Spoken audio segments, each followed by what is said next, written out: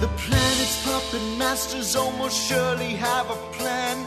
There's clearly maybe something there beyond the realm of man. And until you've thoroughly tested every last close-justed view, I find the more you think you know, the less you really do. That's true, Dr. Zayas. Very well. Where would we be without THC? 'Cause we know they're lying to us, just don't know to what degree. Yeah, where would we be without THC? The Higherside Chat Show, Greg Carlwood and Company. All right, Higherside Chatters, we know the nefarious elite have their strings securely fastened to nearly all aspects of life: medicine, GMO foods, the economy, and education, just to name a few. But what if these grand manipulations go much deeper? Well, you might remember a show we did with Sylvie Ivanowa of the New Earth YouTube channel where we discussed the details of the new chronology movement and this idea that huge eras of our past and entire centuries were created to backdate history, thus justifying the reigns of the royals, and at the very same time masking the fact that this global parasitic takeover is not as absolute or as old as they'd have us believe. In fact, some researchers are now suggesting that the golden age of global peace was not so long ago, and that this invading, cosmic, archonic parasite has been systematically stomping out all remnants of that time ever since, and only allowing us to see a narrative of death, destruction, and systematic rule. Well, one of these researchers is returning guest Cara St. Last time she was here, we discussed the depth of her book, Dangerous Imagination, Silent Assimilation, co-authored by Harold Kautzvella, which details the mind weapon we call the Prussian Education System and the systematic dumbing down it facilitates, as well as the infamous black goo we've come to hear about in the alternative world.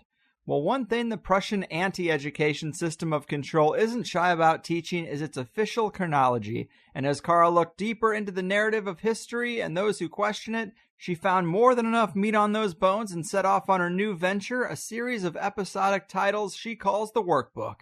Part 1, The Great Remembering, False History and the Survivors, details this historic fabrication, and Part 2, The Fae, outlines Cara's research into the Fae race being the original seed race of the planet. It's a conspiratorial 1-2 punch of the highest order, and I'm psyched to have her here again. Cara, welcome to the higher side. Hi, Greg. That's fantastic. You are one hell of a writer, speaker, introducer. You know that? Thank you. I have heard that before, but you're giving me too much credit. You're too kind. This really is the kind of topic that just requires all that upfront context before you can really even dive into the thing.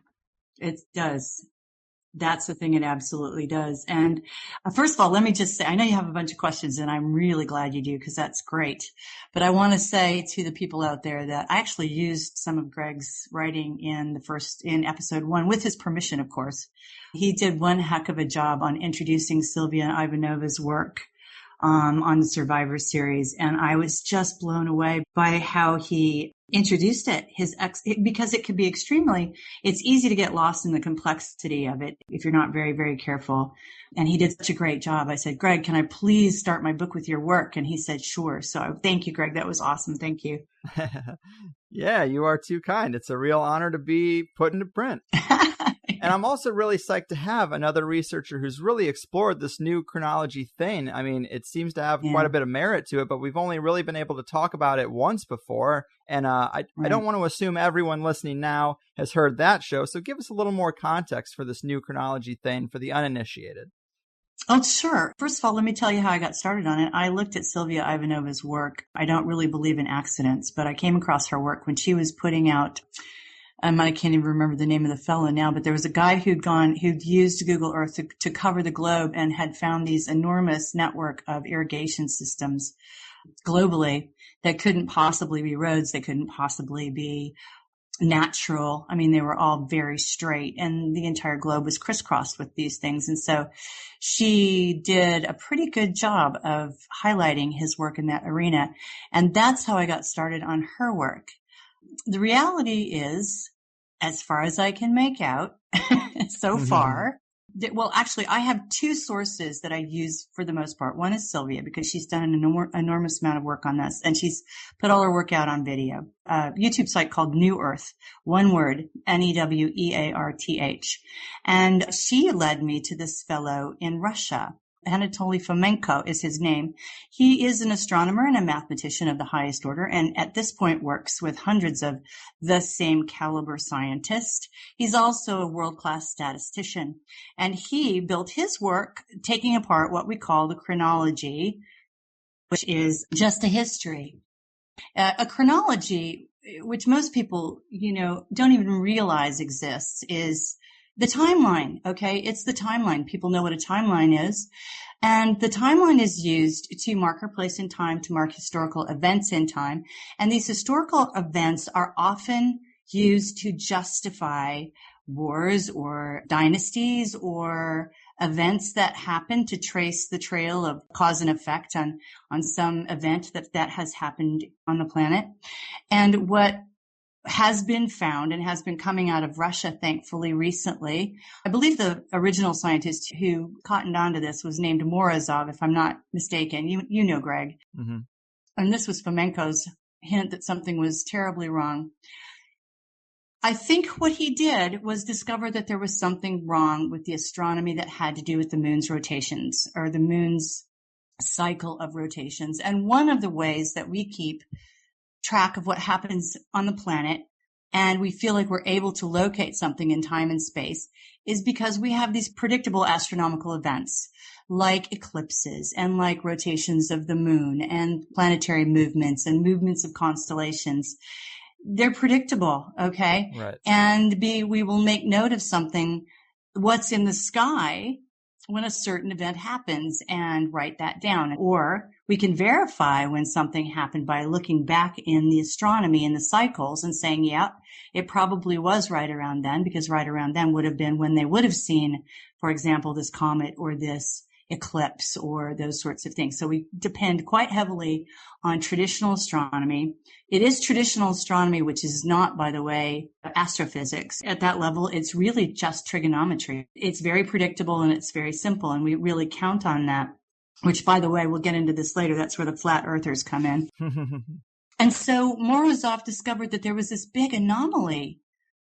In fact, he discovered that the chronology as written could only be valid if, in fact, for a period of several hundred years, the moon had just kind of lost its ever-loving mind and started going faster and faster and faster and faster and faster. And then, as we got past about the year, I think it's 900, it's either 900 or 1400, Greg.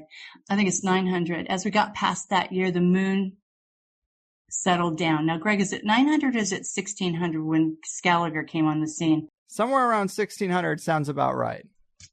1600. Well, 1550 is when Scaliger came. Anyway, there's a period of time when the moon was just doing things that it never did before. And then all of a sudden it settled down into its regular repeatable pattern. Well, what Morozov discovered and then what Fomenko discovered was that, in fact, there was nothing wrong with the moon. It was the calendar. It was the chronology that was in error. Now, there's a fellow at NASA, Newton. His name is Robert Newton, and he's still alive, and he's still working the alternative circuits, as a matter of fact, if I'm not mistaken, who absolutely insists that it's a moon anomaly. And because he was a top dog at NASA, people listened to him. But the reality is it wasn't. It was mistakes. Deliberate or not, I think they were deliberate. So does Fomenko, so does Ivanowa. And I imagine you do too. Of course. It was an insertion of several thousand, 1,000 years probably. In fact, I think that there are 3 periods in question. One is 300 years, one is 1,000 years, and one is about 1,200 years. What these periods of time turned out to be, it looks as if they were manufactured to justify certain hierarchies, to justify the reign of certain families globally. These are the families that are still in power. Now, one of the things, Greg, I don't know if you realize this, but I read this recently. Queen Victoria in England spent an inordinate amount of time and money, quote unquote, researching her genetics to go all the way back to Jesus Christ so that she could prove that she was of that line. Well, That's just not what I heard when I read that line. What I heard was she spent an inordinate amount of money manufacturing a line that went all the way back to what is supposedly, what is commonly accepted as the time where this fellow Jesus Christ would have been born. Now, this can be complex. One of the reasons I'm doing it in episodes, Greg, is because of that. In the end, the workbook's going to be probably 600 pages long, and frankly, it's all going to be woven together because it's all one story, right? Right. It's all one story. Chemtrails go in there. The false chronology goes in there. The Fago, it all goes in there. It's all one piece. But I have to say, before we, and I know you have questions, which is great, I have not encountered yet any subject that I brought up that causes more cognitive dissonance than the false chronology. I believe it. People cannot get their heads around this, that this is possible. Yeah. But when you understand how the schooling system works, you know it's bloody well possible. It's probable. You know, they've had 2 or 3, 4 generations to sit us in rows and pour in whatever they wanted to pour in. Exactly. You know, we know that they control the entire education system. And so why would we think they don't control exactly what goes in that system? And why would we take everything in that system to be absolutely truthful? There's obviously a reason they put so much energy into controlling what we think from a young age. And I doubt it's because they want us to know the absolute perfect, true history of everything. Exactly. It's all a lie, and that's really difficult for people to get their heads around. Now, oh gosh, what was I going to say? Ask me a question. Well, that is a huge, lofty goal, and for some people it is quite a bit to take in. But one of the major suggestions is that the Catholic Empire started around 1500 rather than, around the year 0. Yep. And one thing that you write about in the book on how this was done is you say that both Ivanowa and Fomenko also note that for many centuries, documents were signed and dated with a small I preceding the actual date, which then became seen as a 1. Mm-hmm. Therefore, a date written as I 576 became 1576. This made sliding an extra 1,000 years in even easier. And That's pretty fascinating. And that kind of makes it seem a little more doable. And What other tricks could you talk to us about that helped them to make that switch? Well, let's see. For one thing, we have to talk about Scaliger and Dionysius Petavias. Sure. Okay. These were the Jesuits. All right. The Jesuits actually come in with the schooling system too. I have to say it's something that I missed, and I want to put it in now when we get to it. But in the 15th century, there were 2 characters. Scaliger, Josephus Scaligerius is how he styled himself, and Dionysius Petavias was supposedly his successor, but I sense that they really worked at the same time. And again, it's at that point, history can no longer be trusted. Scaliger got a hold of the chronologies. There were several, and people were chronologers at that time. And he, along with some Benedictine monks, sat down and just started to write it, I believe, the way the church wanted it to be, the way the Vatican wanted it to be. And because there was no internet, because there was no literacy per se, as we conceive literacy, and because the priests and monks, at least at that time, I'm not sure there were any before then, to be honest, because at that period in time, people have come forward to say, look, there was no such thing as Christianity as we know it before Scaliger got a hold of the chronology. He wrote it in with the help of the Benedictine monks. So people will often ask me, well, then where did the Benedictine monks come from? Well, I think they were Jesuits. All right. I think they were just Jesuits. And this is a giant concoction of a story. For example, Christianity in and of itself, the Council of Nicaea was absolutely real. We don't know when it was that actually occurred. It's supposedly about 432 AD, I think, but we really don't know what year it is, do we? Right. Because we base everything on 0, which is supposedly the year when Jesus Christ was born. However, all of the astronomical evidence indicates that he was a medieval character at best.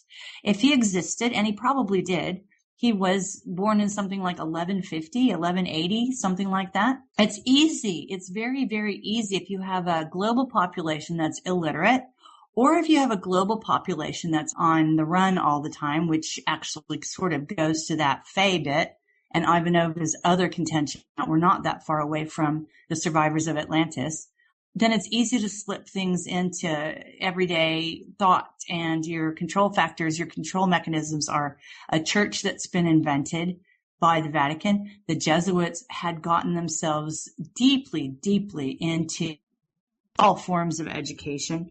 And if you've ever read the Jesuit oath, it's blood curdling to read. It's absolutely astonishing. I can't believe that this kind of an organization is allowed to exist on the planet. Right. And just broadly speaking, you outline some of it in the book, but it talks about, I will swear my loyalty to this order. I will leave no man, woman, or child alive that doesn't submit to our reign. Right. Yeah, it's exactly pretty cutthroat.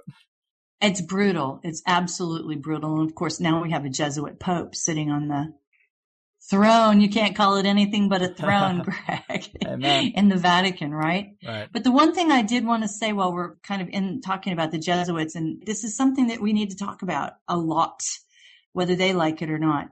There was a Pope, Clement XIII, I believe it was, a couple hundred years before the Battle of Vienna. So it would have been 1500, maybe earlier than that, who was so terrified. No, it couldn't have been, because Ignatius Loyola brought them around in about 1530 or something. Anyway, it doesn't matter. He disbanded the Jesuits. He was so frightened of who they were and what they represented and just the terror that went along with this group of thugs that he forbid them to exist. He completely banished them and he scattered them to the four winds. And then there was a Pope Pius X, who was actually in one of Napoleon's prisons after the Battle of Vienna, which is germinal to the Prussian education system, as we know. When Pius X was released from a Napoleonic jail, he was embraced again by the Jesuits. He put them all back together and made them basically his attack dogs, the attack dogs of the Vatican. So that happened about 1815, 1816. And the Prussian education system was rolled out in 1818. Mm-hmm. So you can bet they had something to do with it. Absolutely. Yeah. Now we're filling in the holes, because this era of Reformation and stomping out oral histories and indigenous cultures was sort of completed with the institution of the Prussian education system, and the rest is history. But well, the rest isn't history. Exactly. Yeah. Pun intended. But so how does this relate to the royal families and their justification for their thrones? Yeah. Okay. One of the most brilliant things Fomenko did, and thank God we have these men who are, or these people who are, compulsively statistically driven. God knows I could never have made it through what he must have had to make it through to reach the conclusions that he did. Yeah. But there is a certain type of individual who is very, very intelligent and capable in that way. And one of the things he did was he came up with a list of criteria that had to do with a dynasty, any dynasty. And they were similar enough through all the dynasties that he concluded that he could pick and choose maybe 35 points that applied to every dynasty, no matter what. And he started to sift through the chronology. And when he did that, starting with Rome, for example, which is hugely important to the modern world, and Jerusalem and all of that, which was supposedly happening at the same time, he realized that when he made a wave out of these things, together, plot point for plot point, they actually matched. They matched to a statistical certainty. Okay, it was like billions to one that they're not the same dynasty. And that being the case, he could look at all of these dynasties that were supposedly one after another, after another, after another, when in fact they were probably the same 2 or 3 dynasties. At the same time, certain families, when you stretched out these years, these centuries, and these dynasties, families started to appear in the history records that had never existed before as pretenders to thrones and people who ascended to thrones and created family dynasties. And so they're using this false chronology to justify the fact that they're in power. They're still in power today. In Asia, there's not a royal family that isn't interconnected and related. They're all probably Prussians, to be honest. Right. Well, we know World War I was largely a family squabble in the beginning. Yeah. And you got to ask yourself, how did all this one family get control of all these different countries that are all speaking different languages, doing different things. And when you take in this chronology into account, it just seems like some people came through, swept everybody up, took control, and then backdated their history and saying, well, this is how it's always been. We've always been here for a couple thousand years. These monarchs have been in charge. And what they really did is cover up that big switch. Yeah. And actually, Greg, if you think about it, that's not too hard to do. Right. That wouldn't be too hard to do, especially if you have control of the schools and control of a fairly illiterate population and a population that's sparse and spread out. Like Charlemagne never existed. And you know what's really funny, Greg? I have to tell you, there's this thing called the Charlemagne Prize. Have you heard of this? No. Okay, look this up because I haven't had a chance to do it yet, but I'm definitely going to write an article about this. Since Charlemagne never existed, and so much is based on either being able to trace your bloodline back to Charlemagne, or territory in Europe is based on the history of this Charlemagne character and all of those things. What's really funny is there's a prize that's attached to this guy, and it's given to people like Henry Kissinger and all of the U.S. presidents and people who are so adept at just pulling the wool over everybody's collective eye. You know what I mean? So for me, when I hear about the Charlemagne Prize, I just laugh because I think, they're giving themselves prizes for fooling everybody. You know, essentially that's what this is. It's a big freaking inside joke. Right. So anyway, I've got to write that up when I have a chance. There's just so much to write down, Greg. There's just so much. Well, yeah. And some people see the whole Nobel Prize system as the same kind of thing. Right. It's not about distributing awards organically. It's a tool where this official established body grants their prestigious awards to the quote unquote experts who push the opinions and positions that they want to see out there. And because these people got a Nobel Prize, well, they must be legit. But when Obama won a Nobel Peace Prize, we all saw how that made no logical sense. It's just a perception thing. That's the thing. That's it. Anyway, so when looking at the big picture, I'd expect critics to say, well, what about the entire field of history and all the documents and artifacts we have? Obviously, only a small number of serious historians have realized something like this was off, but there's a lot of researchers out there. Right. How do we respond to all that stuff? What's going on with these original documents that most people assume our chronology is based off? Well, Scaliger got rid of them all. They don't exist anymore. In fact, what's really interesting about that is that they all disappeared in fire. One were either here, there, and everywhere. It's all been about fire. They don't exist anymore. He got rid of them. And if you don't have the original documents, you just have to trust that the copy, which is what Scaliger and the Benedictine monks and Dionysius Petavias made, is in fact the truth. That's a big leap, isn't it? You're really trusting one man to carry the history of the human race forward truthfully, authentically. And it turns out that that's not the case. And in fact, at the same time that Scaliger was working, we had our friend Isaac Newton. We've had all kinds of people. Johannes Kepler was part of this, not part of the deception, but part of the pushback. Right before Isaac Newton, who had his own issues, believe me, I know that. But right before he died, he managed to put out a book, finally, that absolutely aggressively contended that the Scaligerian Chronicle was complete falsification. He knew it was wrong. He knew it was wrong, and he tried to say it was wrong. Johannes Kepler tried to say it was wrong. He wrote it. He said, something to the effect of, Scaliger has seduced me. The chronology is just frighteningly wrong, or it scares me, or something along those lines. Johannes Kepler knew that it was wrong. Oswald Spengler knew that it was wrong. And the list of historians that have aggressively contended this chronology is huge. But of course, we're not allowed to know that.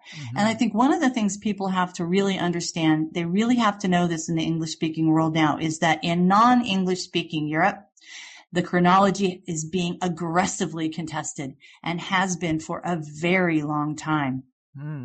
It's just in the English-speaking world, we're very much living in a bubble. We're very much living in the Prussian education system, and they very much want us to believe that things are the way they say they are, but they're not. Absolutely not.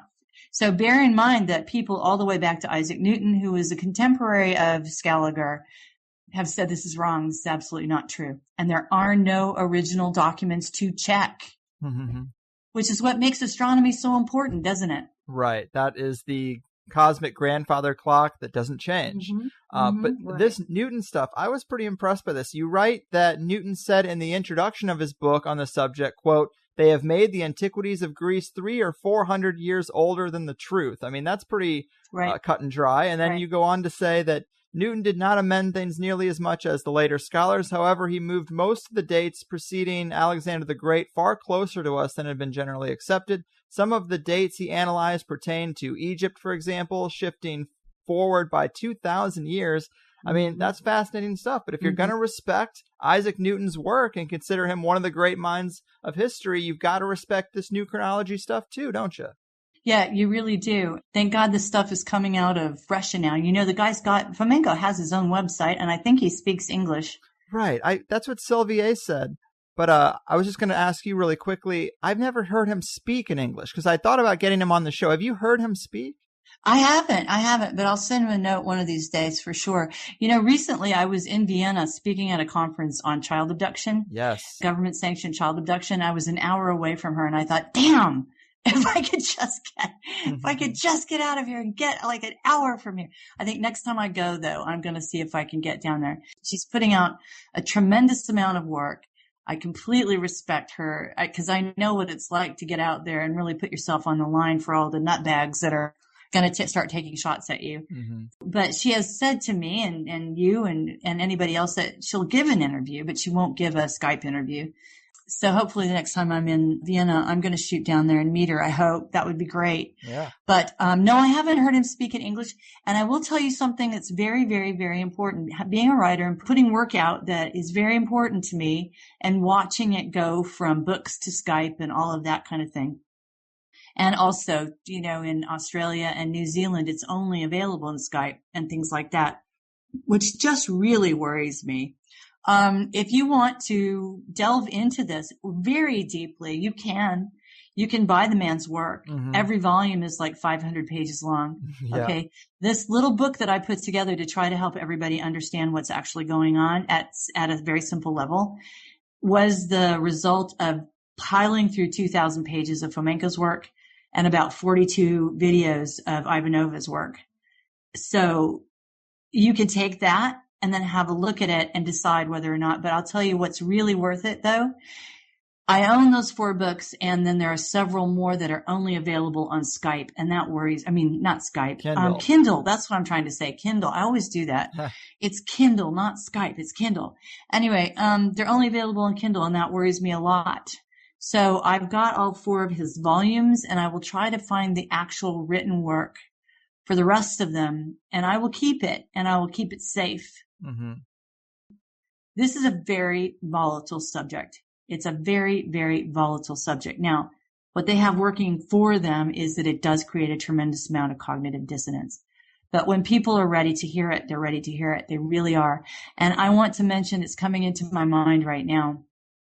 One of the biggest weapons that they've used against this coming out into the public is this new nonsense about, oh God, I hope you're not a flat earther, Greg, because I'm about to insult you. No. I've interviewed some. Yeah. I mean, I even know some of them are good friends of mine, but the ones that are still good friends of mine allow me to think what I want to think, you know? Anyway, this flat earth stuff, what does it do? It discredits traditional astronomy. And if one of the ways that you verify where you are in space and time and realize that you've been conned is by traditional astronomy, then what better way to get rid of that than to discredit traditional astronomy?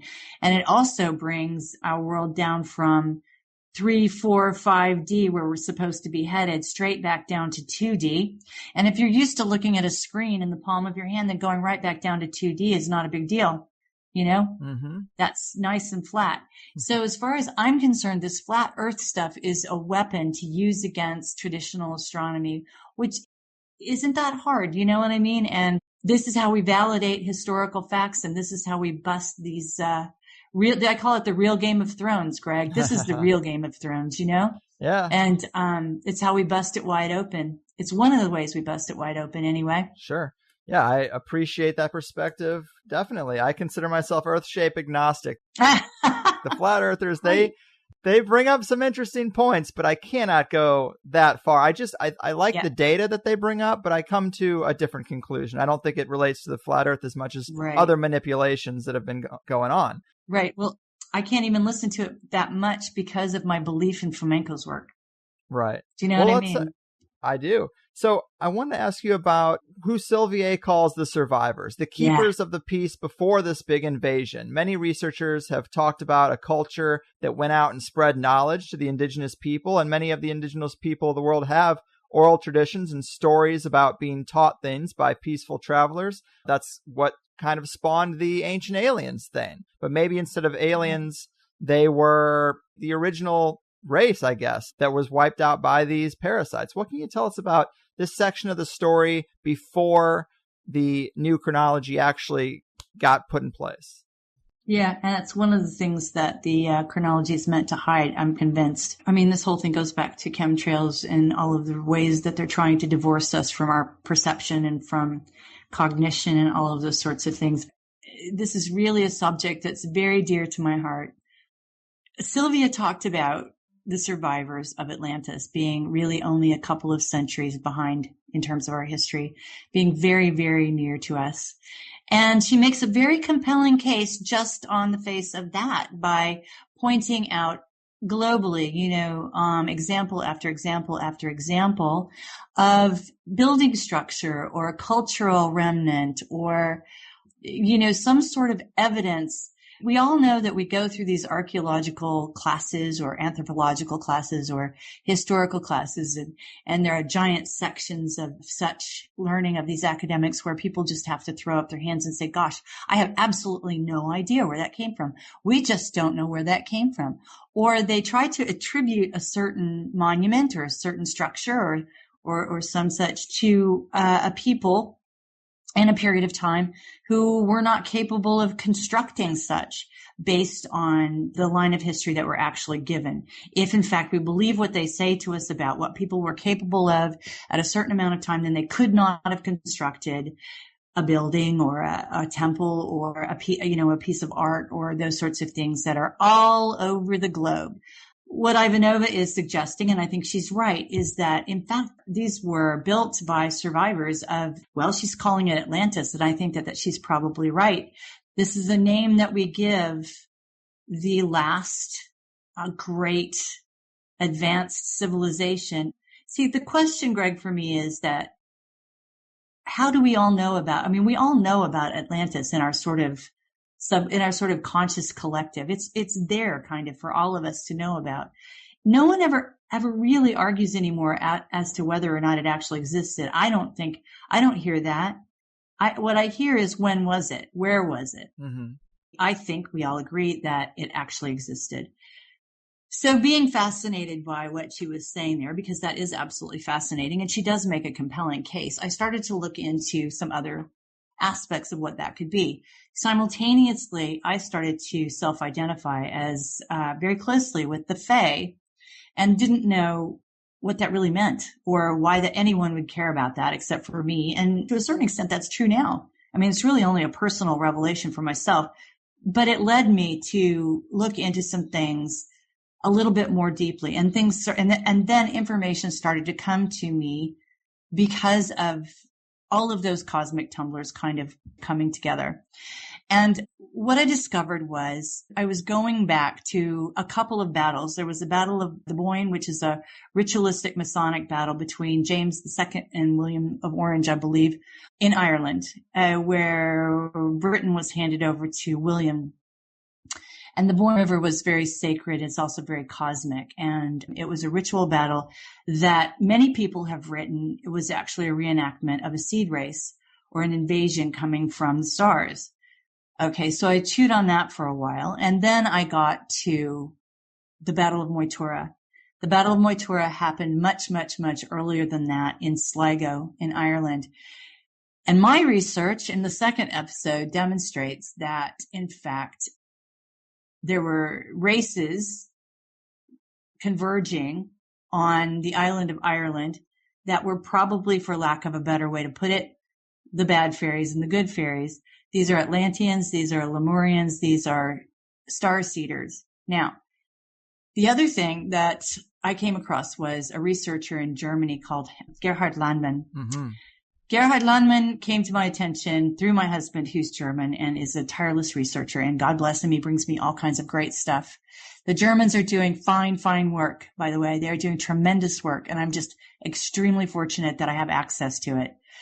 Anyway, Gerhard Landmann has spent his whole life researching a couple of things. One of them was the Fae as a seed race, as an alien, as a UFO, basically, as an ET. Let me put it that way, as an ET. And the other one was the hieroglyphs that cover the globe. He's actually deciphered them. And that's something that we would have to talk about at a later date, because you have to have a relationship to Old High German to know what you're looking at. But he certainly knows what he's looking at. And he's demonstrated that basically it's the most ancient Old High German that there is. Okay, but that's a segue. I'm going back to the Fae now. He's done a tremendous amount of research on the Fae. And it's linguistic, it's etymological, and they've left hints everywhere, all over the planet. It isn't just the tales of the fairies. This is how it became a story. This is how it became diminished in a way. As much as we love the tales of the fairies in Ireland and France and all of those places, this is a diminishment of what these entities really were.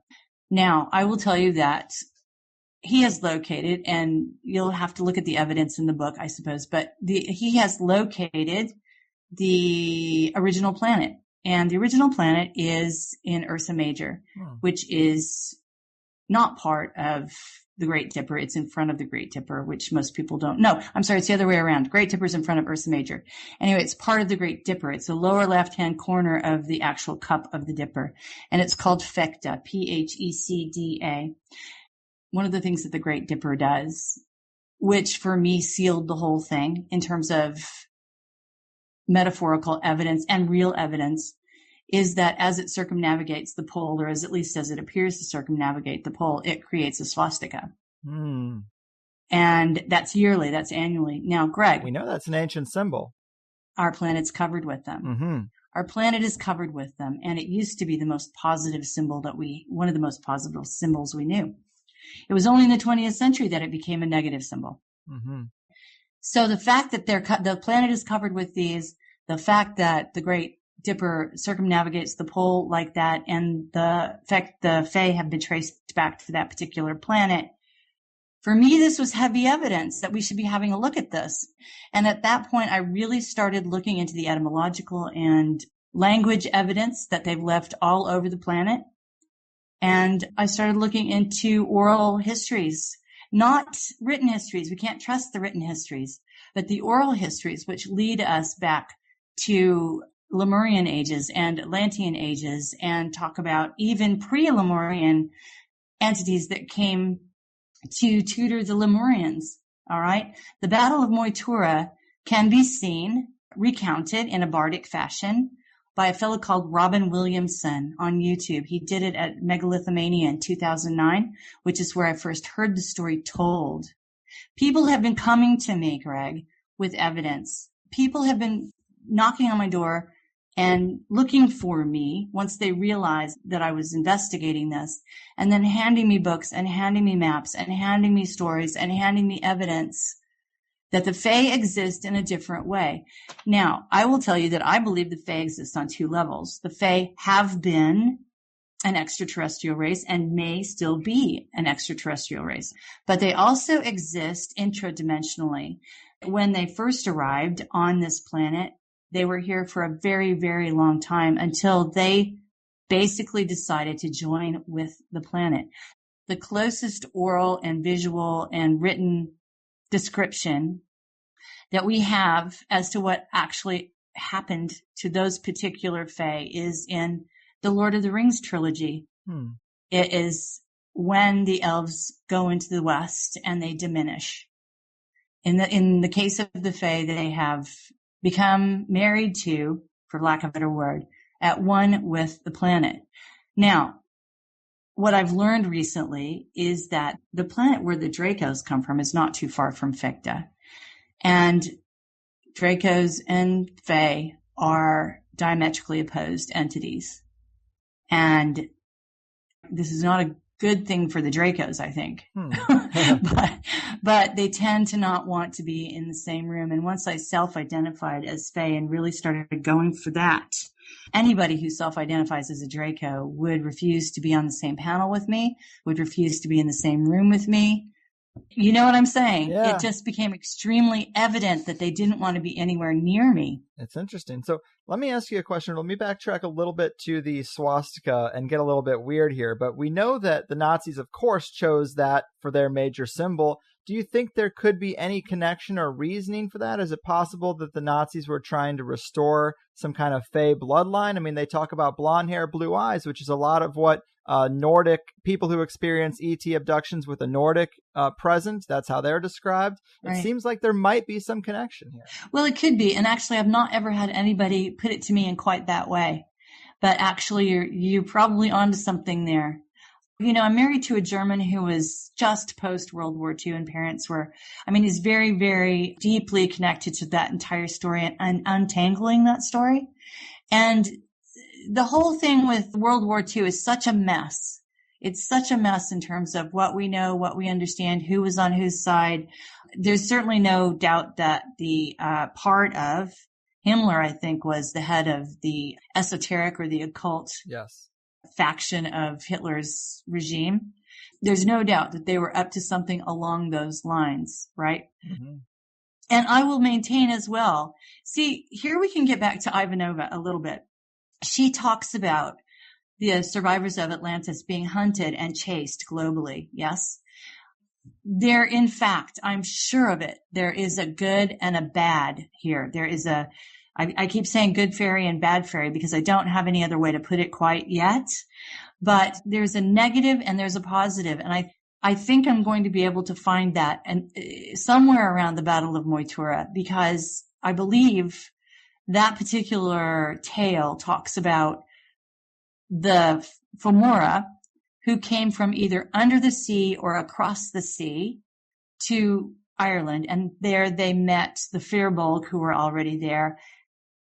But just 40 or 50 days later, they met the Tuatha Dé Danann, who actually came down from the Danube and Dana and across Europe and then to Ireland. And the Femora engaged with the Tuatha Dé Danann, and that was the battle. That, to me, was the first battle between the negative, if you want to call them Fae, and the positive Fae. And I think it was at that time that the battle was joined, and the evil hunted good from that time onward and chased the Fae across the globe. So here's another weird question, but do you see any connection between the lore that we have now of fairies stealing children or trying to seduce men underground as being at all related to the modern ET abduction phenomenon and these things being part of a real campaign? Yeah, this is actually what I was thinking about today. Saying you're away with the fairies takes on a whole new meaning, doesn't it, when you think of it that way?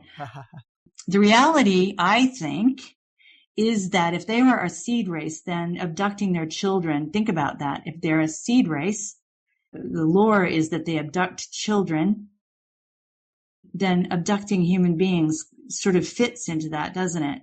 Mm-hmm. It's a different way to describe what you might call an abduction.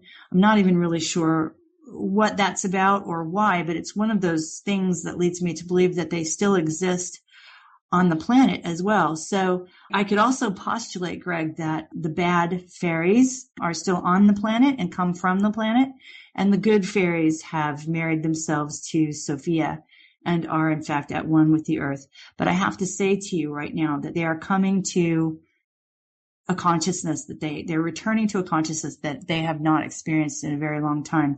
They are coming to the aid of Sophia. They're coming to the aid of Sophia. I know that. See, the chill just went up my back and tears just filled my eyes. And I know that that's true. Right on. I know that that's true. So let me ask you this. If there is a positive faction, because of course there's a negative one, that's pretty clear. And the negative one, of course, would want to deal in secrecy and keep humanity enslaved and hypnotized and completely unconscious of what's really going on beneath the surface. But if there's a good faction, why wouldn't they just come out into the surface and be like, hey guys, look, I'm clearly a fairy. let me tell you what's going on. You've been manipulated. I mean, if they're on the run, Right. you know, this is what they could do to blow things wide open. Right. Well, I don't know. I suppose that's a good question. We're going to need to think about that. It's the same kind of question I get about chemtrailing. Well, if they wanted to kill us, why don't they just kill us? Well, they don't. They need us. It's quite possible that all of the Fae need us. You know, the more I research and the more I get into this stuff, the more I realize that we are absolutely unique. Human beings are absolutely unique in the universe. And I quite believe that most human beings have some Fae blood in them or some sort of ET blood in them. We are sort of a collection, an amalgamation of all kinds of things. And a human being is probably the only, I'm just going to flat out state it. A human being is the only entity in the universe that can do what we do. We are very rare, prized, precious cargo. And I think that they have to be extremely careful with us in lots and lots of ways because they need us. We can interact. And this is the other thing that I talk about all the time. We interact with the morphogenic field via the mechanism of our imagination. And I believe with all my heart that we are the only ones in the universe who can do that. Mm-hmm. And that is what makes us such a rare prize. And so it's quite possible that no matter what ET brand you think, we're talking about or what, Sophionic helper and shepherd like the Fae would be, we're talking about they have rules to follow when it comes to humanity. There are things they can only go so far. I can accept that. And you did mention something interesting just now about the morphogenic field, and I wanted to point out this other quote I had written down, but you mentioned the objectives of CERN in another area of the book, saying, what if CERN and its recent calls for artistic types was a desperation move to try to harness our imagination to punch a hole into the morphogenic field, the material with which we project things we can see, touch, hear, and feel on this planet? I mean, that's pretty provocative and interesting. What indications do we have that is what CERN was doing? Well, why would they need imaginative types? They're a science bunch. You know what I mean? Mm-hmm. And we've seen their rituals. Yeah, the rituals are satanic, but obviously they already know how to conduct their rituals. They don't need human artists for that.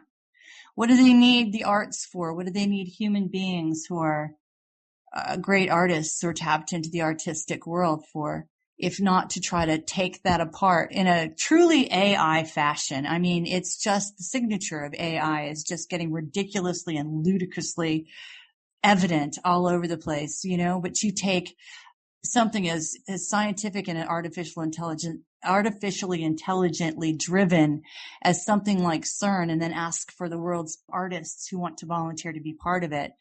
Well, to me, that just says they're looking for subject matter to try to dissect, try to get to the driving mechanism of what works our imagination. And you know what, Greg, they can try until hell freezes over. They can't get it. We're unique. You can't replicate it. It's ours. That's why we're so rare and precious in the universe. Yeah. But they'll keep trying, won't they? They will keep trying. There's no question. They got to do what they got to do. And another line I liked from your book about their motivations is you say, what does this, as far as the new chronology is concerned, what does this gain anyone? Well, if the movers of cultures and the manipulators of time are a parasitic entity race feeding on the negative emotions of living beings on this planet, then war and death are what's for dinner, right? And I like that, and we've heard that before, that very well could be our situation, that they're feeding off us in some kind of energetic way.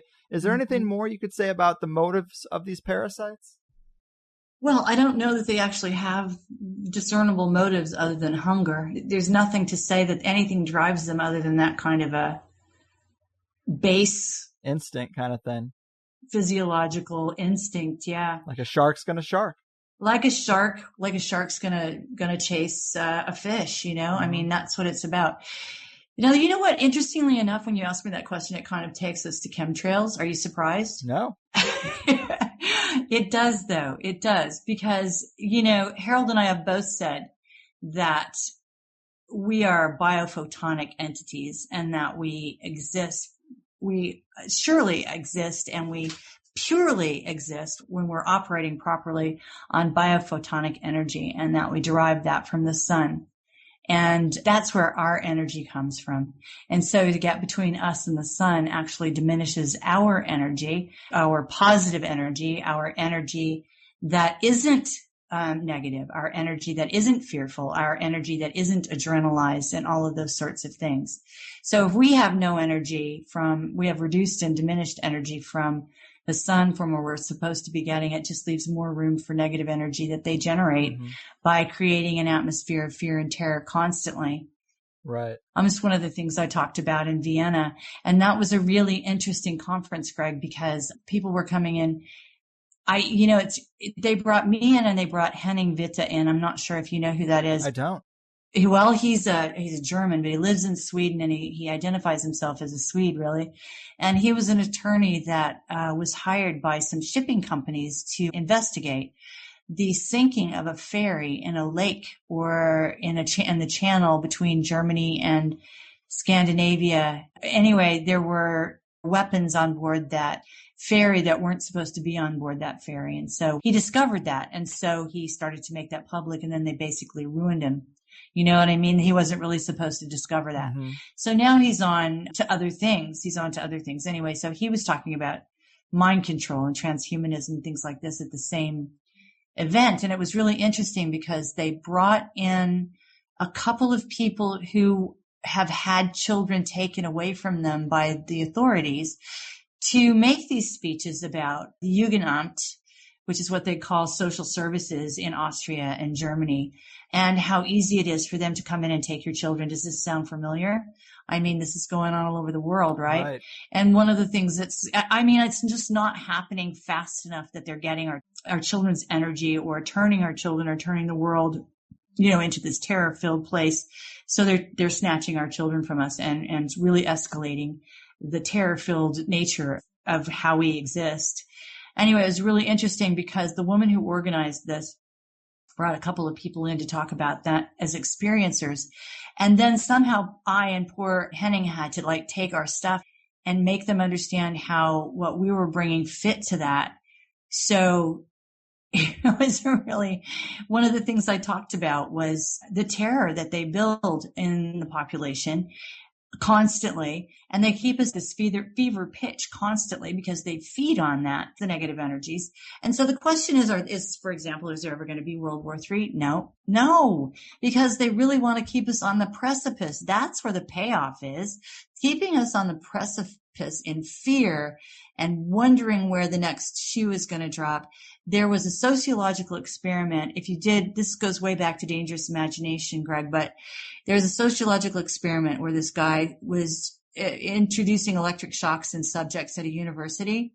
And he discovered that if he started being really random about it, and sometimes you would get a shock and sometimes you wouldn't, and sometimes it would be really intense and all of this other stuff, that it was actually that not knowing what was coming next generated the most fear and the most anxiety.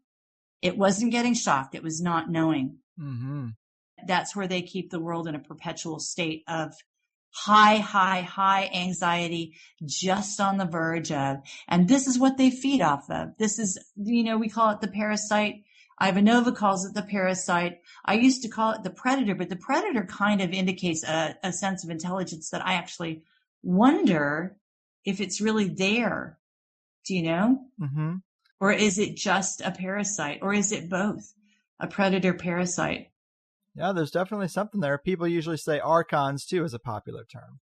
Yeah, there's that. But I think the archons are a bit different than what I'm talking about in terms of the seed race and the good fae and the bad fae. I think that the archons can be traced back to the Teutonic Knights getting their orders from the Knights Templar in Jerusalem at what we think was about 1100 or so, and being sent into the German nations, these tribes, these beautiful, gorgeous, beloved German tribes that were existing in Germany. I don't know if you've never been to Germany, man, I can see why people want it, because it is a bountiful, bountiful land. It really is sort of astonishing, kind of like the breadbasket of America when we think in those terms. But anyway, yeah, so I think the archontic infection is what traveled into Germany and became Prussia. I think it was at that time. Now, I don't know that we can't trace that back even further to something else. I tend right now to see them as different. That's fair. I mean, there's a lot going on for sure. And just to put a finer point on this new chronology stuff for the first hour, do you think there's any reliable method to restoring the history? Is it futile at this point? Do you think the truth is locked away in the Vatican vault somewhere just in case? Oh my God, yes and yes. Yes, the truth has to be locked away somewhere, Greg, because the black magic doesn't work unless they park the truth somewhere. Mm-hmm. That's a fact about satanic black magic, which is, one of the overlays that we're living under right now. You cannot work the lie unless you park the truth somewhere. That polarity has to exist. Otherwise, the spell doesn't work. So I would say that every truth that ever existed is probably parked under the, 90 football stadiums worth of vaults under the Vatican where they keep everything from us that would actually fulfill us as beings on this planet, because that, I believe, is what they've done. And yes, I think we can get a somewhat true chronology. I know that Fomenko is working on that. If you can believe it, he and his 100, fellows are trying to lay out what they hope they will be able to say is the closest that we can come to an actual true chronology. But, Fomenko's a scientist, and this is where he differs from Ivanova, and I tend to lean toward Ivanova, but he says nothing can actually be known before 900 AD. And that has to do with just the numbers and the statistics and the astronomy and all of this other stuff. Right. I disagree with that. I think that Ivanova is really onto it when she talks about these structures and art and music and all of these things that are just sitting there waiting for us to rediscover them. Mm-hmm. It's only a couple of 100 years old. So, it's actually a very, very exciting thing if you think about it. It is. And hell of a mystery. Of course. And there's obviously going to be people who have a hard time accepting this kind of thing. But just look at the official story of history. I mean, every civilization that's been conquered, they always destroy the records. I mean, the Library of Alexandria, it's like, would you really go in and destroy records unless you knew what you were trying to do, unless that was part of your game plan? Yeah, exactly. And that happens all the time. The time. It happens constantly. It's just recently happened to me. I'm not going to name any names, but I will tell you that I did a lot of work recently. And one of the episodes that I did, video episodes I did, was on the chronology and on the Fae. And there are no existent copies of these videos left, and they've been destroyed. Damn. And to me, I mean, I knew it. I freaking knew it, Greg. And I said it at the time. I said it before, and I'll say it now. That is so the story can be spun the way they want it spun. And it's, you just have to continue to expect that kind of thing to happen. Yeah. So you just keep going and you keep making records. I have to say that I've gotten to the point, and I've been doing this in terms of being out talking to people and writing these books. We're just coming up on the 6th anniversary, just the 6th anniversary of my mother's death, Greg. It's only been not quite 6 years. That's how fast you can get your universes, blown apart. Okay. And I've only been doing it that long. And that's a good point you make, but you can even look at the historical timeline we're given. We're postulating that they inserted thousands of years and centuries. Yeah. We are told that we basically were just rummaging around in the dirt for a very long time. We were messing with wooden tools and stone tools and nothing much more. And then all of a sudden, when we do get advancements, when the Age of Explorers happens, I mean, from that point to now, to the internet, it seems like progress has been exponential. But if you look at things from this alternative perspective that they've extended history, it seems like, we've always advanced relatively quickly. They've just hidden it under all these layers of manipulation. Right. Or we've been advanced for a very long time. Well, right. Yeah.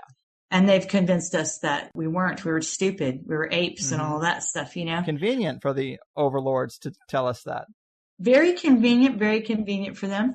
And also one of the other things that they both point out, both Ivanova and Fomenko, is that, for example, Nero Caesar, we all know about Nero and him fiddling while Rome burns and all of that. Well, he was actually a contemporary of the Habsburg Dukes of Austria. In fact, he granted the Habsburg Dukes of Austria rights within his empire. And those people were known to have been at gladiator contests. So those two things happen simultaneously. And we're led to believe that those things are 1,000 years apart. And they're, in fact, not 1,000 years apart. Okay. In fact, the Roman history is one of the first things that Fomenko goes into because it's absolutely based to our modern culture. And most everything that we do and how we operate is based on Roman precepts, and based on what Fomenko's looking at and based on what Ivanova's looking at, what we're seeing is a Rome that's been constructed. It is very, very likely, for example, that Rome itself was founded right on the heels of Troy. Those things were not thousands of years apart. And in fact, it was probably founded by one of the sons of Ulysses, not by the imaginary characters of Romulus and Remus and Aeneas. They didn't exist. All right. Again, another really good example is this idea that Jesus the Christ was actually a medieval character. Well, what year is it then, Greg? If we go by 0, and 0 is supposed to be when Christ was born, do you have any idea? I don't have any idea what year it is. No, it doesn't make any sense. And it actually kind of frustrates me that all of our historical timeline and all the numbers are pegged to this Jesus shit and this Catholic Church shit. It frustrates me. Right. There you go. I mean, but the astronomy better be right then. If we're going to peg everything in modern civilization on that, then you by God better have the astronomy right. And if you look at the astronomy, in reality, this is a medieval character and we've lost about 1,200 years right there. So see, there's already 1,200 years that didn't really exist. There was no medieval anything. There really was no dark ages, except that is the colossal joke on modern humanity, isn't it? The quote unquote dark ages. Right. When what? When there was nothing? When we were in the dark? When we made it up? I mean, the dark ages. It boggles the mind to think about this, but just the Jesus thing with the 1,200 years and the astronomy that proves that we've lost 1,200 years somewhere.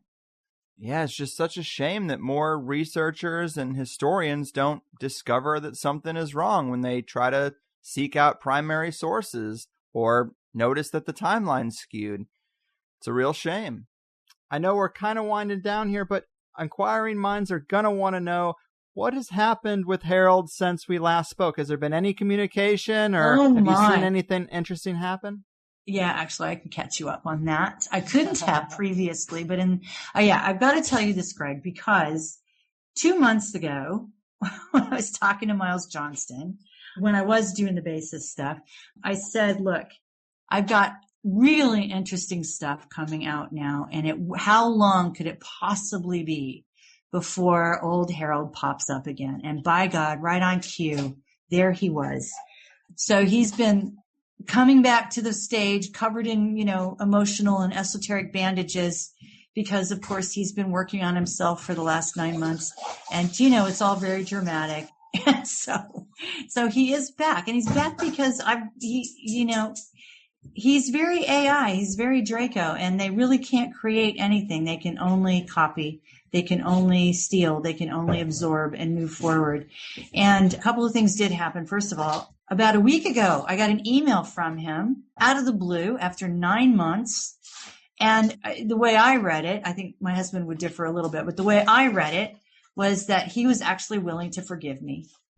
Now, that just makes me laugh. Okay. I'm just laughing because I called it. It was right on schedule. There he was. But my husband thinks that maybe he's not quite so willing to forgive me. He's just kind of willing to talk to me. Anyway, I don't really care. I do know that Carrie Cassidy's got him back at a conference here in England, and I know he's speaking with Miles at some time soon in East London. So obviously he's back in a big way, and I believe that it's probably a foregone conclusion that he will be lecturing on the same things that I'm lecturing on. I think you can probably expect to hear him talking about the same things I'm talking about. That's my prediction.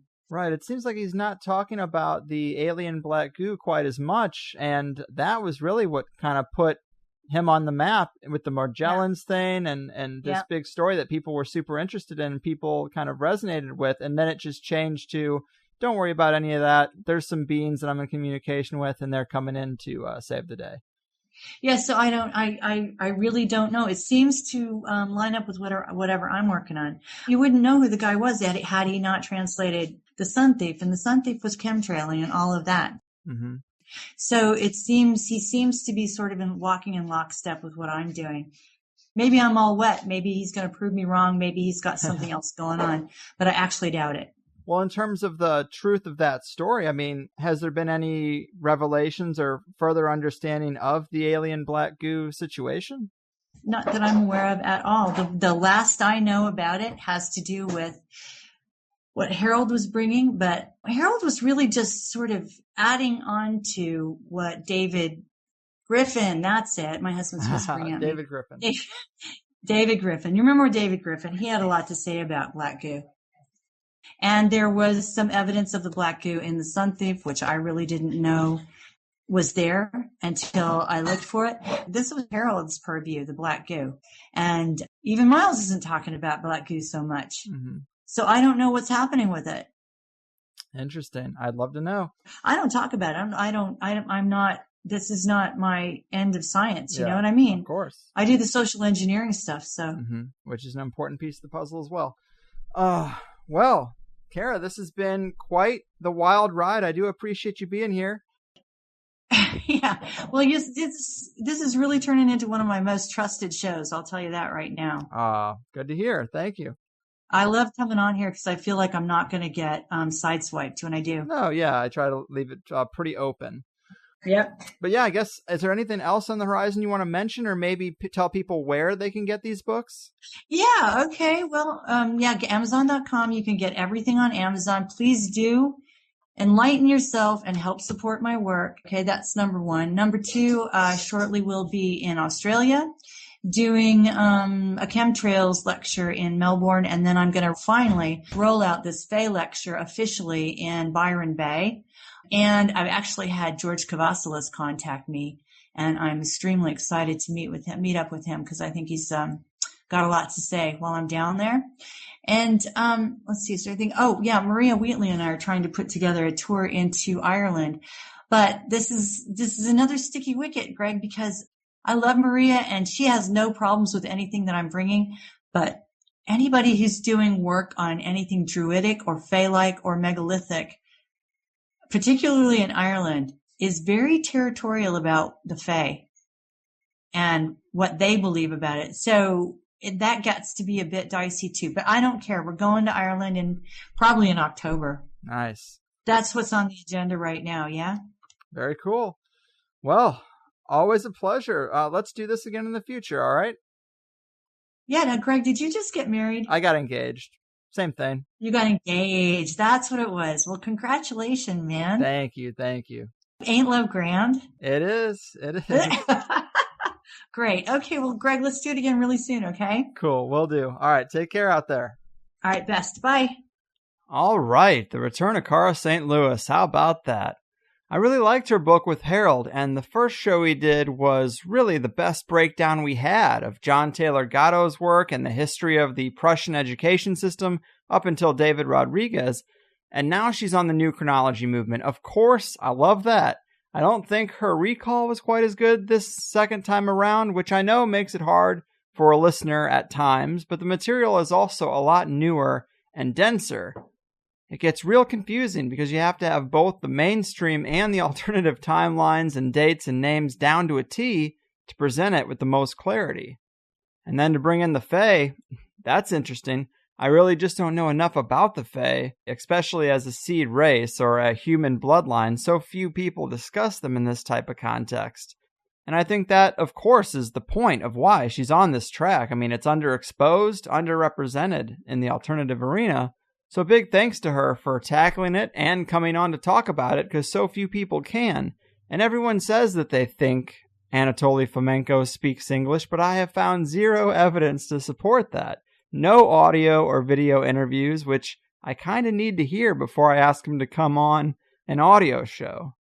But I love the idea of a completely manipulated timeline to justify the ruling family's reign and disguise their exterminations of other cultures, thrusting them into the past and saying, well, we just don't know what happened to them. I mean, even the official story does not make the European oligarchs or the Vatican look very good, so imagine what we would get without their special brand of polishing. So, Who knows exactly how deep that pursuit can go, how long that string can be pulled, or how altered the storyline really is, but think about the bright minds who saw that something was off. This isn't a super new or unique realization. It's happened plenty of times before, just not enough to make a real impact against the loud and proud official narrative. But I do hope you liked it and consider this an avenue worth exploring. Of course, in the Plus show, we did a lot of elaborating, but we also talked about the phantom time hypothesis, which is another history-related manipulation theory, the Mandela effect, which people are loving, very hot right now, that Mandela effect. And of course, if we're going to talk about history manipulations, why not also manipulations in the scientific realm? So we hit on things from that angle and a lot of other good stuff. You know the drill. Is this going to be the one that finally gets you to sign up for THC Plus and support this commercial-free, high-quality podcast you know and love so much? Only time will tell. But that is it for me this week. Your move, bad fairies. Your buggin' move. Oh no, you see, the world isn't random, it's attached to puppet strings, control over everything. The 9 to 5 is trying to steal ya. Now don't that job seem silly? Hello, can you hear me? Or should I play back recordings from some spying agency? Wish we were younger and free. I'll be thankful when it's all exposed, the vast conspiracy. There's such a difference between us and the damn brush eyes. Hello from the higher side. They're calling out 1,000 crimes. They'll tell you the story of everything that's been done, and they'll call out deception of the web that's been spun. Hello from the higher side. The earth is hollow inside. They'll tell you about something that no one else will. Have you heard about Saturn? Have you heard about the real since the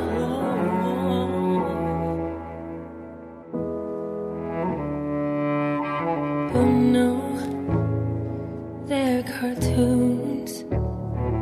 It's so typical of me to talk about this stuff. I'm sorry, that's good and well. Did you ever hear the argument that nothing really happens? It's no secret, and that the best is plus, it's doubling your time. Hello from the higher side. They're calling out 1,000 crimes. They'll tell you something the elite have done, and they'll call out deception of the web that's been spun. Hello from the higher side.